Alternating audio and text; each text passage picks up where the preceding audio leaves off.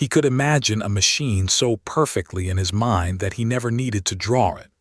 And yet this genius, who lit up the modern world, died alone in a small hotel room, with almost no money, loved most of all by the pigeons he fed. This is the true story of Nikola Tesla. So sit back, listen slowly, and learn English with the story of Nikola Tesla. He was born on a stormy night. It was the summer of 1856 in a small village called Smiljan in a land that is now part of Croatia. There is an old family story that during his birth, lightning flashed across the sky and the midwife was afraid. She said the storm was a bad sign and that this child would be a child of darkness. But his mother answered softly, "No, he will be a child of light." It is a beautiful story, and for once, the legend turned out to be true. His father was a priest, a serious man who wanted his son to follow him into the church. His mother could not read, but she had a brilliant, inventive mind. She built small tools and machines to help with the work of the house, and she could remember long poems word for word. From her, young Nikola learned that a mind could be a kind of workshop, a place where things are built in silence before they are ever built with the hands. And Nikola's mind was strange and wonderful, even as a boy. He saw pictures in the air. When he thought of an object, a bright and detailed image would appear before his eyes, so real that he sometimes could not tell it apart from the world around him. At first this frightened him, but slowly he learned to control it. He learned to build entire machines inside his imagination, to turn them, to test them, and even to run them, all without touching a single piece of metal. This gift would stay with him for his whole life. As a young man, he studied engineering. He was a brilliant student but a restless one, working long hours, sometimes barely sleeping. And during these years, one idea began to burn inside him. It was a difficult idea about electricity, about a better way to make it move and to send it across great distances. His teachers told him it was impossible, but Nikola could not let it go. He carried the problem in his mind for years, turning it over and over. Then one day, while walking in a park at sunset, reciting poetry to a friend, the answer came to him all at once. He saw it, complete and perfect, glowing in his imagination. It was the idea of alternating current, a system that could carry electricity far and wide, cheaply and safely. He was so overcome that he could barely speak. He had just imagined a machine that would one day power the entire world. In 1884, Nikola Tesla arrived in America. He was 28 years old. He came with almost nothing in his pockets, only a few coins, some poems, and a letter of introduction. That letter was addressed to the most famous inventor in the world, a man named Thomas Edison. Edison was already a legend. He had given the world the electric light bulb, and he had built the first electric power systems in America. His systems used a kind of electricity called direct current, or DC. Edison hired the young Tesla, and at first the two men worked together, but they were opposites in almost every way. Edison was practical, stubborn, and he trusted only hard experiment, trying one thing after another until something worked. Tesla was elegant, precise, and he trusted the pure power of his own mind. The two men did not stay friends for long. There is a story that Edison promised Tesla a large sum of money to improve his machines. Tesla worked tirelessly and succeeded. But when he asked for the money, Edison only laughed and said it had been a joke, that Tesla did not understand American humor. Whether the story is completely true or not, the meaning is clear. Tesla left, and soon the two greatest minds in electricity would become enemies. This was the beginning of one of the most famous battles in the history of invention. History remembers it as the War of the Currents. On one side stood Edison with his direct current. Direct current was safe enough, but it had a terrible weakness. It could not travel far. To use it, you needed a power station every few streets, an enormous and expensive web of machinery. On the other side stood Tesla with his alternating current, his AC. Alternating current could be sent across huge distances, over hundreds of miles, cheaply and efficiently. It was, quite simply, the better system. Tesla found a powerful partner, a businessman named George Westinghouse, who believed in the young inventor and bought his patents. And now the war began in earnest. Edison did not want to lose. His direct current was his empire, and he fought to protect it.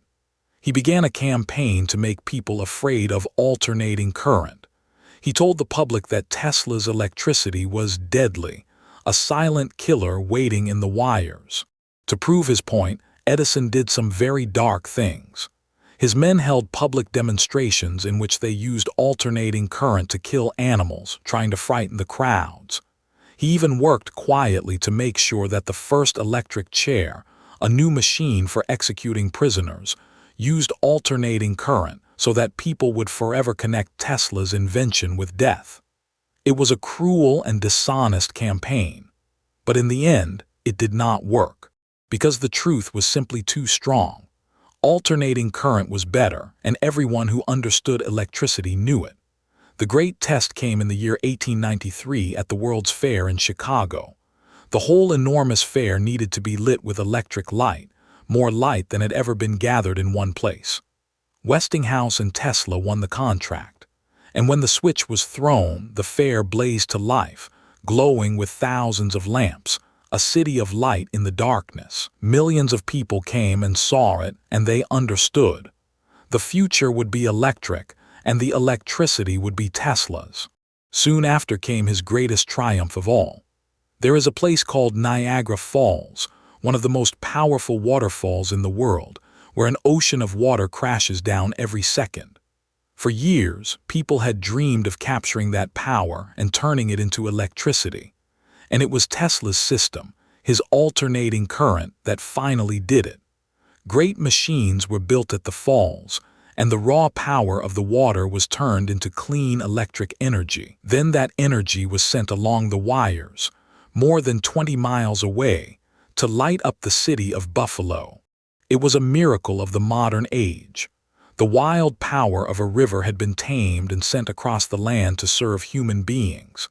Tesla had promised years before that he would harness the falls, and now he had done it.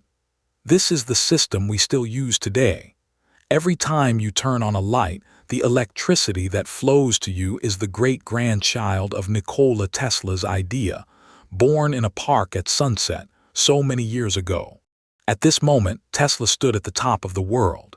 He was famous, admired, and full of ideas that seemed to come from the future. He dreamed of wireless communication, of sending messages through the air without any wires at all. He experimented with radio, with remote control, with strange and beautiful machines that filled his laboratory with lightning. He once built a coil so powerful that it threw bolts of man-made lightning across the room, with a roar like thunder. Visitors said that stepping into his laboratory was like stepping into the mind of a wizard. And now Tesla dreamed his greatest dream of all. He wanted to send not just messages but power itself through the air to the whole world for free. He imagined a world where anyone, anywhere could pull energy out of the sky the way we breathe air. To build this dream, he began to construct an enormous tower on Long Island near New York. It was called Wardenclyffe. It rose high into the sky, a strange and lonely structure, unlike anything else on Earth. But the dream was too big and the money ran out. His investors began to worry. They asked a hard question.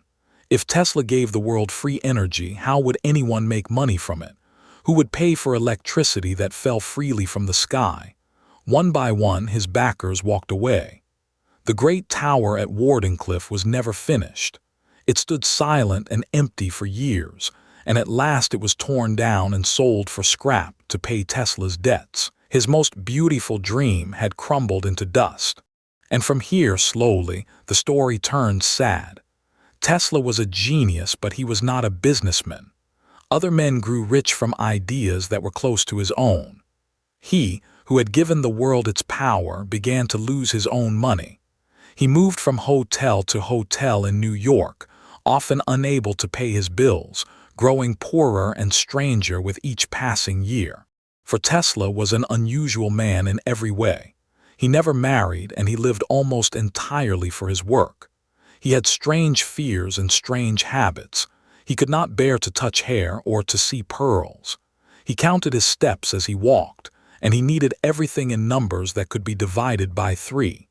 He ate alone at the same time each evening, following his own private rules. He was a lonely man, wrapped inside the great cathedral of his own mind. And in his final years, he found one strange and gentle comfort. He fell in love with pigeons.